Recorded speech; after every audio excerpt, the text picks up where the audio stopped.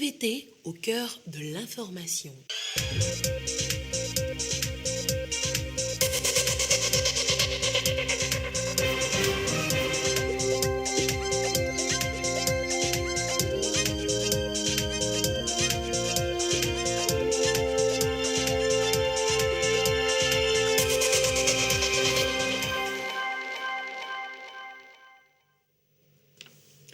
Il est l'heure du journal sur la télévision togolaise. Madame, Monsieur, bonsoir. Et voici les titres de cette édition.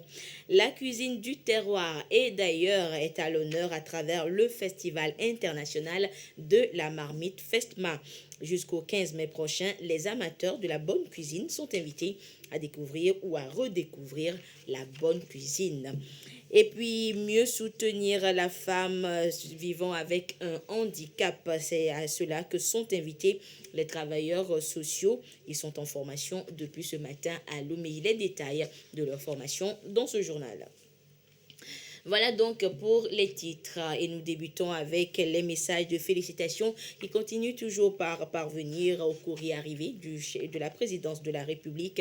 Des messages de félicitations à l'occasion donc de la célébration du 62e anniversaire de l'indépendance du Togo. Des messages qui arrivent des présidents de Russie, Vladimir Poutine, des présidents de la République tchèque, Miloš Zeman, les présidents du Portugal, de la République portugaise, donc Marcelo Rebelo de Sousa.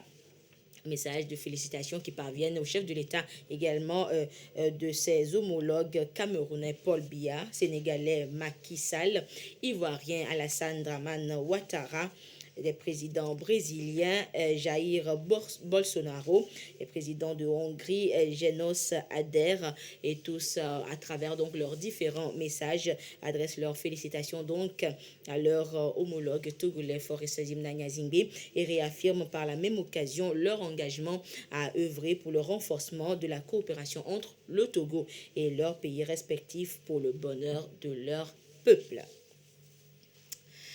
Vous êtes amateur de bonne bouffe, de la musique de maman ou des chefs étoilés? Eh bien, rendez-vous au Festival international de la marmite FESMA, une plateforme qui veut valoriser la gastronomie togolaise et africaine. Et ce festival s'est ouvert ce matin par un colloque international à l'Université de Lomé. Communauté universitaire et professionnelle des fourneaux réfléchissent sur comment allier santé et alimentation. Les détails dans ce reportage signé Marie-Ange Bida. Des mets aux saveurs du Togo et de l'Afrique, exposés, dégustés. Une aventure culinaire pour les papilles. Le festival La Marmite FESMA fait les choses en grand. La toute première édition réunit universitaires, chefs cuisiniers et amateurs de gastronomie. L'intérêt commun, l'alimentation de demain. L'alimentation, ce n'est pas simplement une affaire de chef, de maman, etc. C'est aussi une réflexion sur ce qu'on mange et comment on mange. Toute la question de la culture bio aujourd'hui qui est un sujet d'époque. Toute la question du lien entre la santé et ce qu'on mange. Une alimentation saine, déjà, ça commence à la base, au niveau de l'agriculture. Donc pour nous, c'était les bons agriculteurs, les bons produits, d'accord, pour avoir de bons mets. Donc c'est comment on fait pour que l'agriculture aujourd'hui soit sans engrais, équilibrée, qu'on cultive ce qu'on mange. À ce festival, une douzaine de cuisiniers venus d'Europe et d'Afrique. Chacun apporte son savoir-faire culinaire, un brassage culturel qui fait gagner le Togo. Le présent colloque entre dans la droite ligne de la volonté du chef de l'État de promouvoir la culture togolaise et d'en faire le socle de son développement. Il épouse également les orientations de la feuille de route gouvernementale dans son projet 19 qui attend du secteur de la culture et du tourisme de développer une offre touristique de loisirs car ce festival, dans des conditions scientifiques, professionnelles et ludiques, favorise une mobilisation de personnalités diverses autour de la découverte de notre pays. FESMA, ce sont 5 jours d'activités riches et variées. Au panel du jour s'ajoutent, entre autres, ateliers de formation et buffets de dégustation. Et durant ce festival, donc, plusieurs ingrédients du terroir seront utilisés comme notre bonne vieille huile rouge. Eh bien, une unité de production de cette huile végétale vient de voir le jour à Gléy. Visite guidée dans ce reportage de Silver Abdou. L'implantation des unités de production, une nécessité pour accompagner la création d'emplois et réduire le taux de chômage des jeunes. En témoigne cette unité de production d'huile végétale implantée ici à Gléy dans la commune de Goutte 3. Une unité pour la production de l'huile rouge. L'objectif, selon le promoteur, soutenir le développement et la croissance économique. Ici, pour le moment, nous sommes limités à l'huile rouge. Mais avec le temps, nous allons continuer à avoir aussi, à prendre les noix. Nous avions conçu ce projet de production d'huile végétale dans le cadre du plan national de développement et la vision du chef de l'État, son Excellence M. Faure Eswazimana Gnassingbé, qui fait de la transformation et de l'industrialisation du Togo un plan de moteur pour le développement. Non loin de cette unité de production, cette palmeraie de plus de 20 hectares. C'est dire que la matière première est disponible pour faire fonctionner l'usine. Un atout également pour les autres producteurs d'écouler facilement leurs produits pour améliorer leur quotidien. Vraiment, cette usine comble nos attentes en ce qui concerne la création d'emplois, l'amélioration des conditions de vie de nos communautés. Et donc, cette initiative répond à cette politique de feuille de route du gouvernement que nous soutenons fermement. Ça va apporter une valeur ajoutée et la création d'emplois. Cet engagement témoigne du processus de décentralisation enclenché par le gouvernement togolais. Un processus qui veut que chaque localité identifie les besoins prioritaires pour amorcer son propre développement visant à créer la richesse et la croissance économique au bénéfice des communautés locales. Les jeunes et femmes entrepreneurs des régions centrales Kara et Savane sont en formation du côté de Kara. Initiative de l'autorité de régulation des marchés publics et de ses partenaires. Cette session porte sur l'environnement des marchés publics au Togo et la préparation des offres. Et ceci pour amener ces bénéficiaires à pouvoir absorber les 25% de marchés publics qui leur sont réservés. Les précisions depuis Kara de Nestor Mozo. De 20% en 2018, le quota des marchés publics accordés aux jeunes et aux femmes entrepreneurs est passé à 25% en 2019. Cette mesure du chef de l'État traduit sa volonté d'offrir des opportunités à ces jeunes et femmes entrepreneurs pour leur permettre d'émerger et de contribuer à la création de la richesse pour le développement du pays. Pour les accompagner à consommer ce quota, l'autorité de régulation des marchés publics ARMP et ses partenaires, la DNCMP, Direction nationale de contrôle des marchés publics, et le FAEJ, Fonds d'appui aux initiatives économiques des jeunes, multiplient les sessions de renforcement des capacités à leur endroit, comme celle-ci à Kara, qui concerne les groupes cibles issus des régions centrales, Kara et Savane. La formation est axée sur l'environnement des marchés publics et la préparation des offres.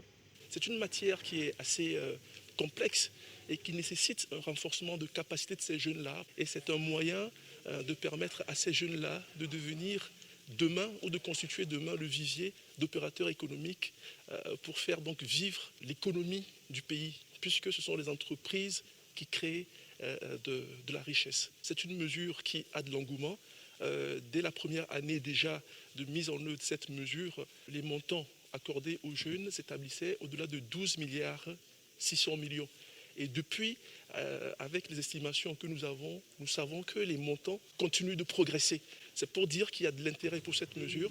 Cadre de gestion des marchés publics au Togo, droits et obligations des opérateurs économiques, veille commerciale en marché public, technique d'analyse de la demande des autorités contractantes, montage d'une offre concurrentielle sont les points qui font l'objet de la formation. Cette formation sera faite dans 3 zones. Kara, zone 3, Atapamé, zone 2 et Lomé, première zone. 2 jours de formation dans les zones 3 et 2. Pour la première zone, elle commencera le 12 mai pour s'achever le 5 août et prendra en compte plusieurs vagues. Retour à Lomé avec cette remise à niveau également pour les travailleurs sociaux du ministère de l'Action sociale. Ils sont outillés pour mieux soutenir sur le terrain les personnes en situation de handicap, surtout les femmes. Les précisions dans ce reportage de Gisèle Kozona et Sandra Aziagbe. On les appelle les travailleurs sociaux. Ils relèvent du ministère de l'Action sociale. Ici, ils revisitent les notions clés liées à leur mission, renforcer l'inclusion et l'harmonie sociale, mais aussi promouvoir la liberté sans barrière des personnes en situation de handicap, les femmes en particulier. Nul ne doit être mis de côté. Les personnes handicapées sont un maillon essentiel du développement de notre pays. Les travailleurs sociaux, ce sont les cadres du ministère qui sont dans la communauté, qui sont plus proches de la population et qui s'occupent des personnes vulnérables. Le ministère de l'Action sociale s'est mis sur lui de renforcer les capacités de ces cadres, notamment les travailleurs sociaux du ministère non seulement, mais aussi de tout autre acteur qui travaille dans le cadre du développement. Aider les travailleurs sociaux à briser, à se débarrasser des barrières pour pouvoir faire en sorte que nous ayons ce que nous appelons un monde inclusif. À l'issue de cette rencontre, un plan d'action commun relatif au handicap est attendu. Il va être soumis au ministère de tutelle. Rendre plus inclusives des actions de développement. Dans presque toutes les politiques et plans de développement, le handicap est pris en compte. Notre rôle est de faire en sorte que ces politiques soient opérationnalisées afin que les personnes handicapées aient accès aux services sociaux de base pour leur épanouissement. Les femmes handicapées sont plus discriminées parce qu'elles sont femmes, il y a la question du genre. Mais nous savons que quand elles se lèvent elles-mêmes pour plaider pour leur cause, je crois qu'elles pourront s'insérer. Et il faut que quelqu'un les booste.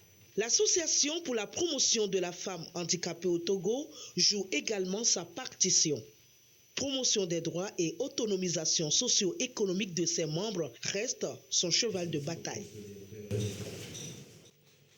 La ministre des Armées porte à la connaissance du public que dans le cadre du recrutement général des militaires des forces armées togolaises, la dernière vague des candidats retenus est convoquée au Centre national d'instruction des forces armées togolaises à Kara pour la visite médicale d'aptitude en vue de la formation militaire. La liste comportant l'ordre de passage des candidats devant la commission médicale au CNI sera affichée dans les brigades de gendarmerie des préfectures et publiée dans le quotidien national Togo Presse. Elle sera également consultable sur le site web du ministère des Armées, c'est-à-dire le www.defense.gouv.tg. Les candidats se présenteront en tenue de sport munis de leur carte nationale d'identité en cours de validité ainsi que de leur carte de vaccination anti-Covid-19. Le premier groupe est attendu au CNI à Kara à partir du 23 mai 2022 à 6 heures. Tout candidat qui ne se présentera pas dans les délais prescrits sera considéré comme démissionnaire. Et compte tenu du contexte pandémique actuel, le respect des mesures barrières est de rigueur. Un communiqué signé donc par la ministre des Armées, Marguerite Essazimna Nyakade. Et parlons justement de la Covid-19. Voici donc la situation de la pandémie à ce jour du 10 mai 2022 au Togo. Le nombre de cas actifs s'élève à 37 012 cas. 3 nouveaux cas enregistrés depuis hier. Le nombre de personnes guéries est de 36 716. Le nombre de cas actifs est de 23 et le nombre de décès est de 273. Un communiqué signé par le ministre en charge de la Santé, professeur Moustapha Mijiawa. Hors du Togo, au Nigeria, il ne faudra pas compter sur la candidature de Goodluck Jonathan à la prochaine présidentielle. L'ex-chef d'État a rejeté toutes les tractations de ses partisans à l'inscrire sur la liste. L'ancien président nigérian Goodluck Jonathan a rejeté un formulaire de candidature à la présidence, affirmant qu'il avait été acheté sans son consentement. Le formulaire était destiné au parti au pouvoir, le All Progressive Congress dit APC, qui a battu Goodluck Jonathan en 2015 après 5 ans au pouvoir. Lundi, un groupe de supporters a acheté un formulaire de nomination en son nom, poursuivant la tendance des aspirants à utiliser des procurations pour acheter le formulaire.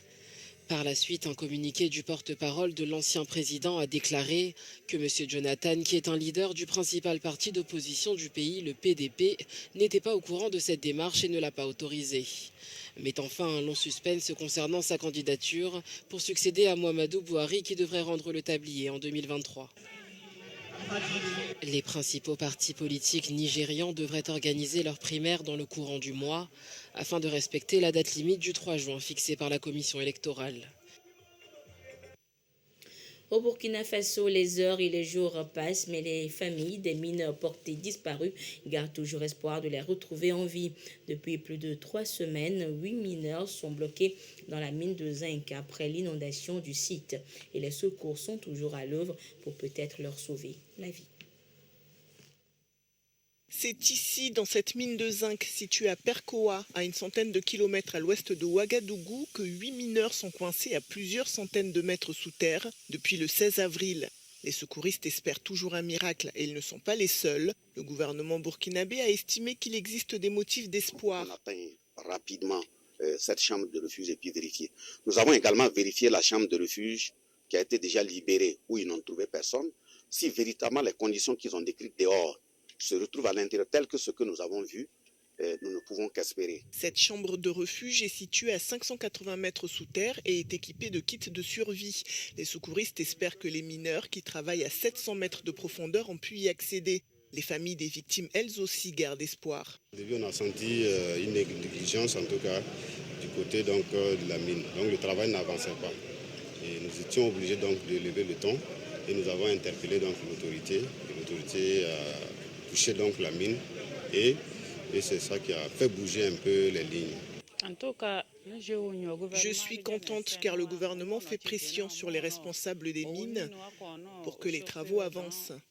C'est ce qui nous donne de l'espoir, mais s'il y avait eu cette pression depuis le début, nous ne serions pas là aujourd'hui. Les mineurs, 6 burkinabés, un zambien et un tanzanien, ont été portés disparus après une inondation provoquée par des pluies diluviennes, selon la compagnie canadienne qui exploite la mine.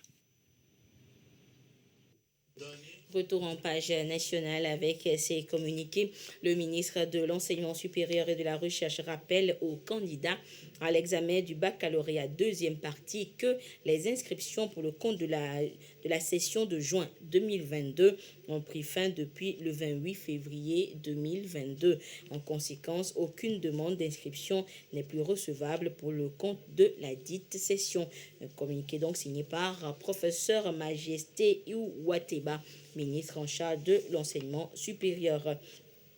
Et son collègue de l'économie et des finances lui porte à la connaissance des candidats originaires des États membres de l'Institut international des assurances IA de Yaoundé au Cameroun, c'est-à-dire les États membres sont le Togo, le Bénin, le Burkina Faso, le Cameroun, la Centrafrique, le Congo, la Côte d'Ivoire, le Gabon, la Guinée équatoriale, la Guinée-Bissau, le Mali, le Niger, le Sénégal et le Tchad, que le dit Institut lance 2 concours pour le recrutement de la deuxième promotion 2022-2024 au cycle du diplôme de master professionnel en assurance de la première promotion 2022-2025 au cycle du diplôme de licence professionnelle en assurance. Tout candidat togolais intéressé par ces concours doit faire parvenir son dossier de candidature à la direction des assurances au Centre administratif des services économiques et financiers CASEF, côté plan, 2e étage, porte 204, au plus tard le 24 juin 2022. Les frais de dépôt de dossier sont fixés à 10 000 francs CFA. Il est à noter que les lauréats à ces différents concours sont pris en charge par l'État togolais et ces 2 avis peuvent être consultés en détail à la direction des assurances CASEF et sur le site du ministère de l'économie et des finances, le www.finance.gouv.tg. Communiqué donc du ministre en charge de l'économie. Et parlant toujours de formation professionnelle avec cette opération de séduction et de découverte à l'UCAO UT, l'Université catholique pour l'Afrique de l'Ouest se fait découvrir à travers ses différentes formations. Et face aux professionnels des médias et autres invités, les responsables ont présenté l'université, ses compétences, les défis et perspectives. Le reportage est signé Ulrich Amega. Donner une formation pointue, une formation que nous voulons à compétence. Un aperçu des différents types de formations présentées aux parents, étudiants et enseignants. L'Université catholique pour l'Afrique de l'Ouest, unité universitaire au Togo, UKO-UUT, en offre 4 au total dans ses instituts. Technologie informatique et numérique, économie et gestion, sciences juridiques, médias et technologies de l'information et de la communication. Des formations clés qui riment avec les besoins du marché de l'emploi.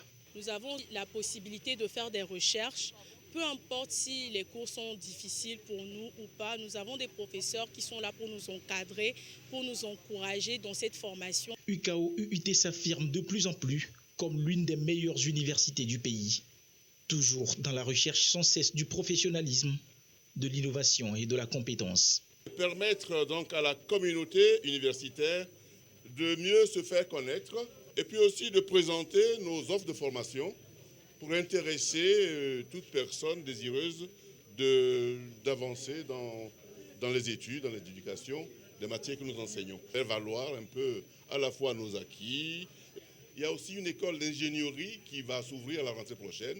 Que cela soit la formation pour la recherche ou la formation professionnelle, nous faisons la recherche, nous innovons, nous améliorons, nous progressons, nous tenons compte précisément de ce qui se passe dans le monde du travail et nous améliorons et nous qualifions davantage les diplômés, pas seulement pour le Togo.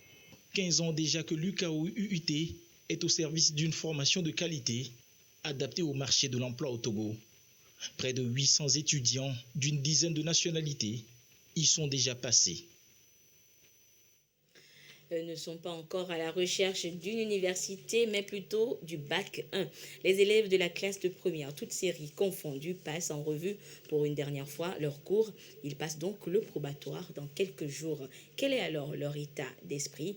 Marie-Thérèse Nabidé et Sandra Aziabé ont rencontré certains en pleine révision. L'examen du bac 1 tout proche. L'heure au dernier réglage. Face à ces élèves, cet enseignant donne les dernières consignes.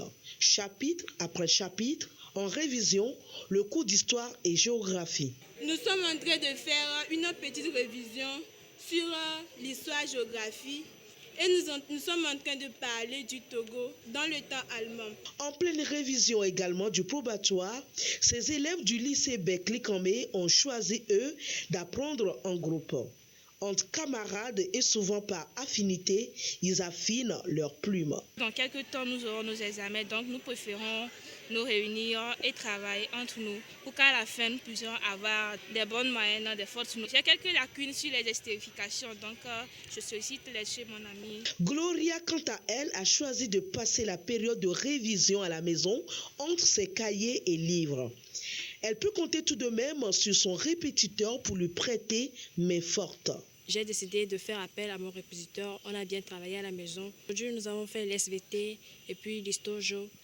J'ai décidé de l'appeler parce que rester en groupe avec les amis à l'école travailler, je ne suis pas du tout genre concentrée parce qu'il y a souvent des bruits. Comme les examens s'approchent, je suis venu pour l'aider un peu, pour pouvoir la mettre dans le bain avant que les choses sérieuses ne commencent. Début des épreuves écrites lundi 16 mai.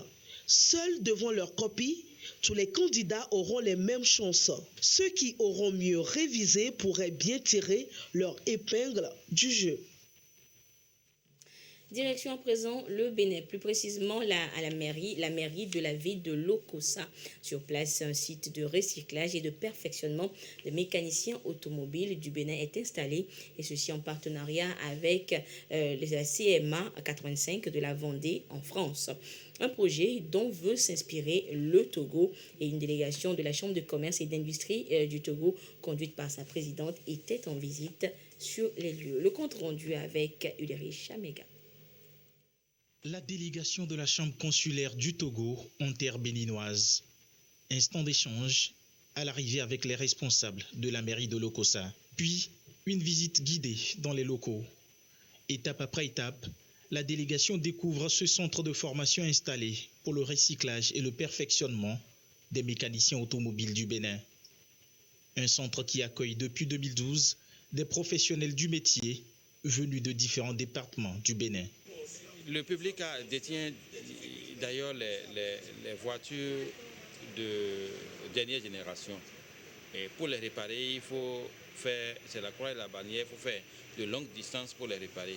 Et si sur place, on parvient à installer, à améliorer la compétence, la compétitivité de ces artisans qui doivent être pour nous, cela permettrait de gagner dans le temps et de gagner surtout dans le revenu. Un mini-centre de formation en mécanique automobile au Bénin, le projet séduit.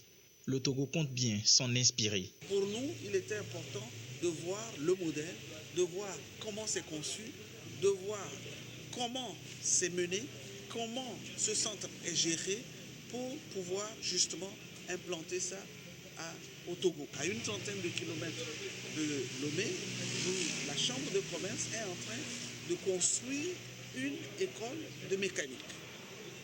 Et donc, il s'agissait aujourd'hui de voir comment c'est fait ici pour mieux, je dirais, positionner l'école de mécanique que nous sommes en train de construire au Togo.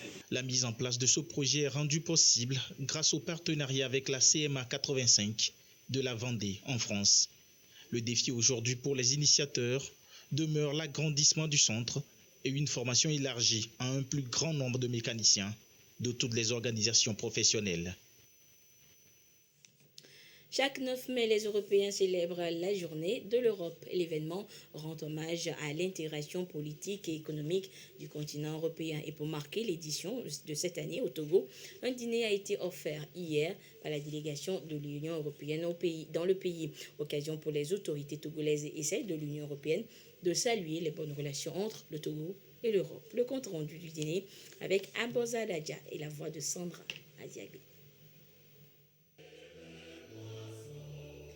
L'hymne de l'Union européenne à l'occasion de la Journée de l'Europe, un événement symbole de l'unité entre les pays d'Europe, unité basée sur les principes de l'état de droit et la paix, des valeurs partagées par le Togo. Le Togo et l'Europe partagent les mêmes valeurs, dont la promotion de la paix et la sécurité, la démocratie et les droits de l'homme, le commerce équitable, la protection de l'environnement, l'égalité de genre et un multilatéralisme basé sur les normes.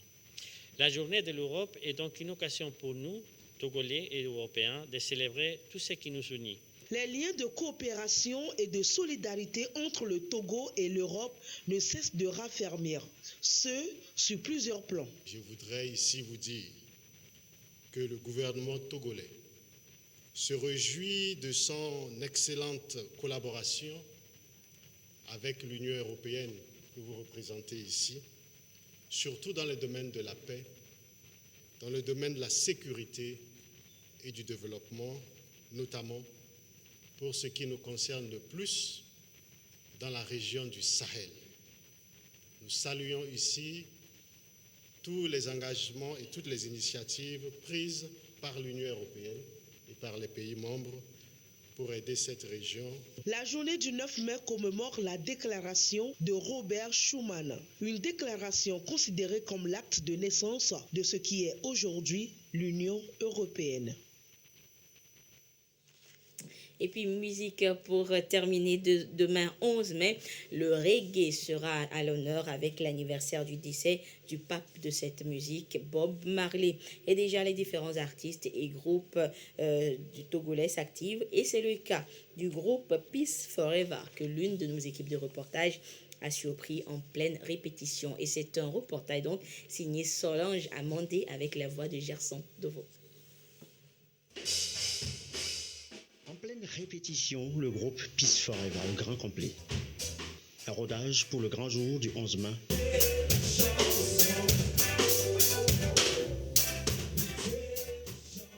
Au répertoire, Redemption Song, un tube composé par Bob Marley en plein combat contre la maladie. Il exhorte les uns aux autres et les autres à un changement de mentalité et que seuls nous-mêmes nous pouvons nous libérer notre personnalité, notre esprit. En piste également pour cette répétition et dans la même philosophie de combat, une guerre stand-up. Un tube contre le racisme, l'oppression exercée sur les diverses ethnies issues d'Afrique ou en Afrique même. Bob Marley incite à se battre.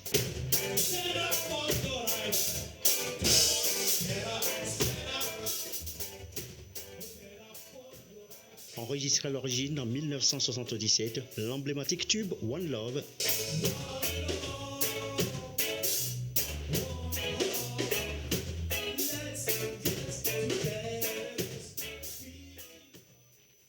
45 ans après, fait toujours forte vibration et ne laisse personne indifférent.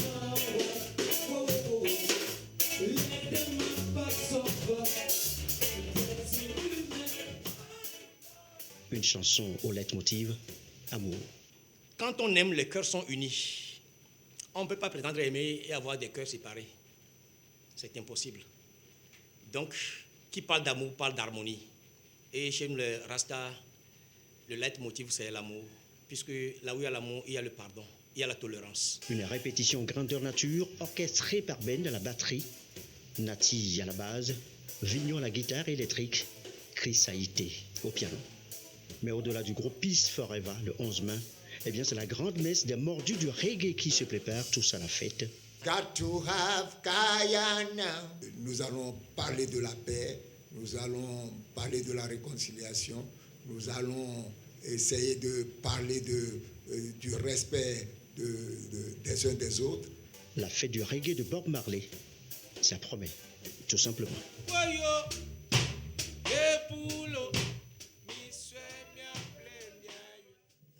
Rendez-vous donc demain 11 mai pour les amateurs du reggae et peace and love à toutes et à tous. Voilà, ainsi se referme cette édition.